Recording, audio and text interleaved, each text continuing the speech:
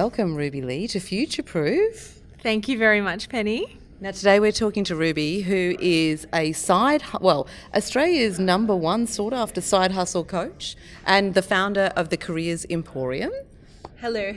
Have I missed anything? You have not. Okay. No. Well, let's get down to business, shall we? And we're today, I want us to just have a shout out for One Roof. We're at the female-led business home for female entrepreneurs, and the amazing Cherie Rubenstein founded this place. So shout out to those guys as well. I always feel so cozy and at home here. I know it sounds terrible. It's really girly, isn't Yes. it? But not in a daggy pink. Like in a girl boss, like empowering kind of way. Yeah, well, there you go. You couldn't get a better shout out than that. My good friend Cherie. Okay, so let's get down to business. We want to talk today about, what you're observing in the side hustle space and the sort of work that you're doing around people, predominantly reinventing their careers through starting their own side hustles. Yeah. Talk to us a little bit around the macro trends that you're observing, in terms of the environment in this space and also in terms of how individuals are feeling. Yeah, sure. I think so. For me personally, I've been a side hustler for the better part of 3 years. Yeah. And I didn't actually know that was a thing. For me, it really came from a place of wanting to be full-time employed because I loved what I did, but also being able to have the freedom to explore options, have a little bit more freedom. The little bit of pocket money was pretty awesome for those holidays every year. But more and more as I started to speak to even my close peer group and those that I worked with, there was definitely a spark of interest around, whoa, how do you do both? That we're not allowed to do both. Is that a thing? And I'm like, it is absolutely a thing. And if it's not a thing, we're going to make it a thing.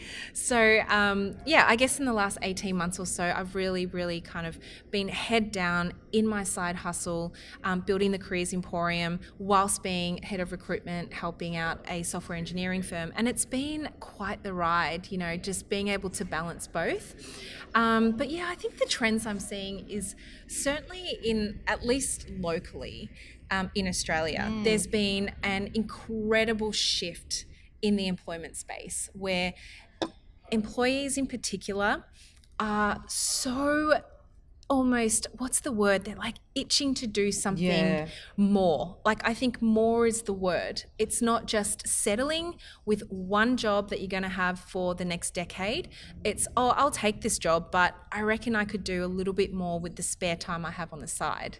But I don't know about you, but there's this massive gap in how. It's like, I know I want more, I don't know what it looks like, and I don't know how to make it happen, and that's where you kind of... Yeah, totally. Yeah. And last week I was speaking at an event and we had almost 350 side hustlers crushed into this room, and one of the key questions that came out consistently, actually two questions, was how do I come up with an idea that's going to actually make me money? If I had the answer to that, I wouldn't be sitting here on the couch, I'd be on the beach somewhere. But what I'm trying to say is it's different for every single person, right? Yeah. And this comes back to passion and purpose and curiosity and, wanting to solve things for the world. The second question was really around, how do we start? And that whole question, I think, the answer is going to be different for each individual, and it will be something as small as getting out that piece of paper and writing out ideas for a business name and then going ahead and buying your domain. Yeah. Like that's starting from somewhere.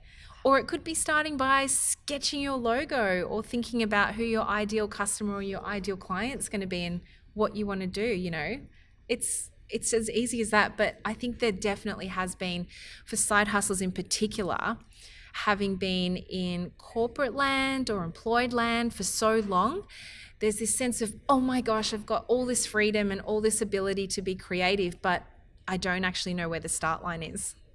I think also there's a massive sense of overwhelm. Like a lot of the women that I work with, they want to start, but it's like, I can't start until I've got the perfect plan. Yeah. And I'm like, if you're waiting for a perfect plan, you'll be waiting forever. It doesn't exist. Yeah. If we had the perfect plan, we would have nailed it. Exactly. 100 times over in 3 years. Exactly. And I think that they're so overwhelmed by the amount of action that needs to be taken that they can't start. You know what I mean? Yeah. It's like, it's so big, but it's like you say, it's just do something tiny. Something so small, and that small action will then perpetuate another action and another one. Yeah. So tell us a little bit more then, if these are the trends you're observing, what are the sorts of things that people are actually wanting help with in order to, future-proof themselves in a world of uncertainty? I get this question a lot around, well, the reason why I want to start a side hustle. So more so, I will ask them the question, why do you want to start a side hustle? And their answer is, I actually want to future-proof myself because I know that having all of my eggs in my employer's basket is not the wisest and the smartest thing to do. No. So a lot of my clients and my customers, they actually want to be able to have multiple income streams and have an ability to have that freedom and flexibility to say, I choose to stay employed, I choose to work for my employer, but I also choose to have time to spend in my startup or in a creative venture with my best friend.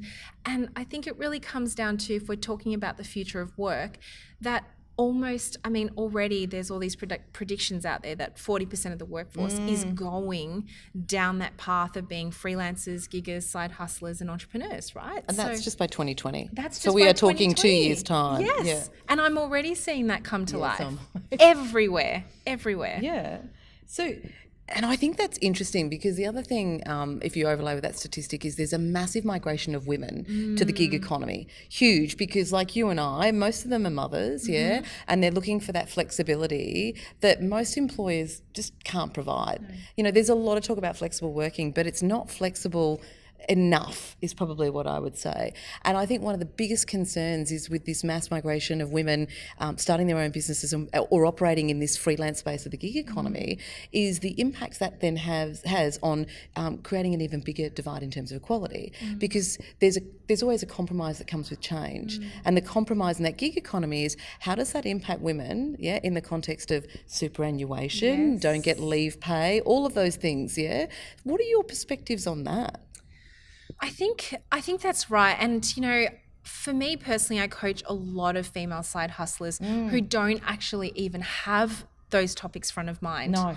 As soon as I say, when you're starting up a business, you need to think about what type of business you're starting up. You'll need to be paying tax on what you're charging. And they're like, oh, didn't think about that. And if you're wanting to turn your side hustle to your main hustle, you've got to start thinking about things like, how are you going to pay your super, and how are you going to sustain, I guess down the track, some of the things that some of our employers have always looked after for us.